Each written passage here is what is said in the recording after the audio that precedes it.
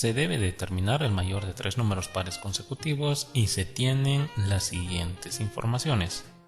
1. El promedio de dos de ellos es igual al tercero. 2. El menor de ellos es un número primo. Para resolver el problema A, la información 1 es suficiente y la 2 no lo es.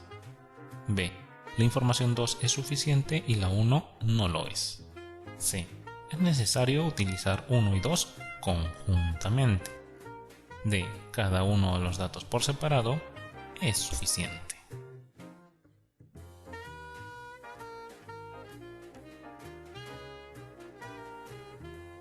Para plantear el problema vamos a empezar analizando esta parte del enunciado que nos dicen tres números pares consecutivos. A ver, un ejemplo de tres números pares consecutivos pueden ser el 6, el 8 y el 10. ¿Sí? Aquí tenemos tres números pares consecutivos. Pero nosotros no sabemos de qué números pares consecutivos nos está hablando el problema, así que vamos a suponer que x sea un número par.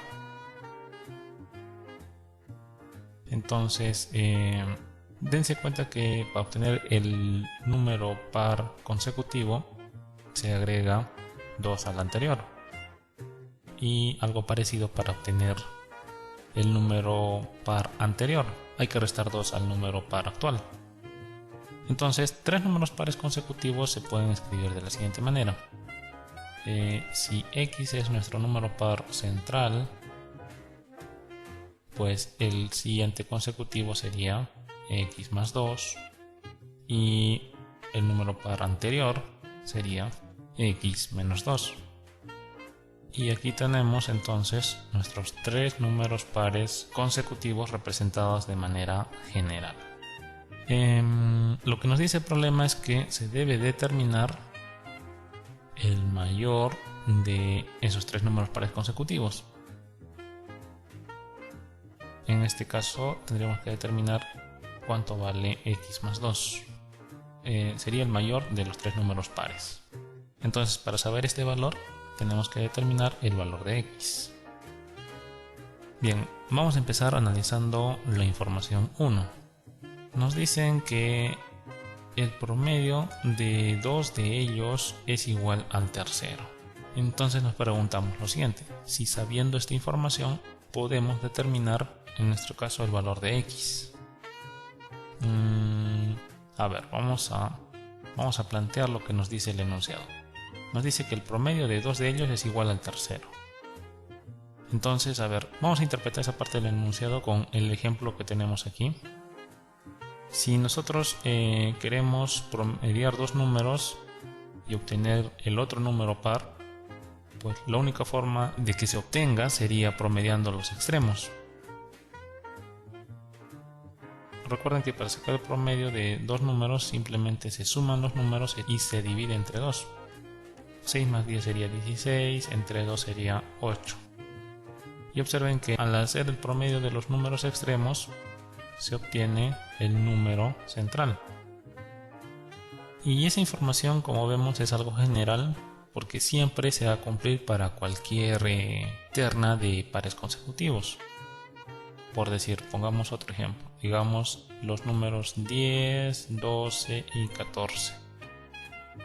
Si nosotros nuevamente promediamos los extremos, 10 más 14 sería 24, entre 2, 12. ¿Sí? Obtenemos el número central. Entonces nos damos cuenta que esta información es general, se cumple para todas las ternas de números pares consecutivos. Por tanto, no nos va a servir para determinar el valor de x, ¿no? Porque es algo general. Entonces, esta información no es suficiente para saber cuál es el valor de x. Ahora analizamos la información 2. En la información 2 nos dicen que el número menor de ellos es un número primo. Entonces vamos a empezar recordando que es un número primo. Un número primo es un número que es divisible por sí mismo y por la unidad. Los primeros números primos, por ejemplo, son el 2, el 3, el 5, el 7 y así sucesivamente, ¿sí? Esos son números primos. La información 2 nos dice que el menor de ellos es un número primo. O sea, aquí x menos 2 es un número primo. Pero nosotros tenemos muchos números primos, no sabemos a qué número primo se refiere en concreto. Pero si recordamos, nosotros estamos hablando de números pares consecutivos. Y en los números primos, el único número par es el 2, no hay más números pares. Entonces, necesariamente el número menor de los tres números pares consecutivos que estamos buscando es 2. Por tanto, el siguiente sería el 4 y el siguiente sería el 6. Entonces nos damos cuenta que con esta información sí podemos saber el número mayor de los tres números pares consecutivos.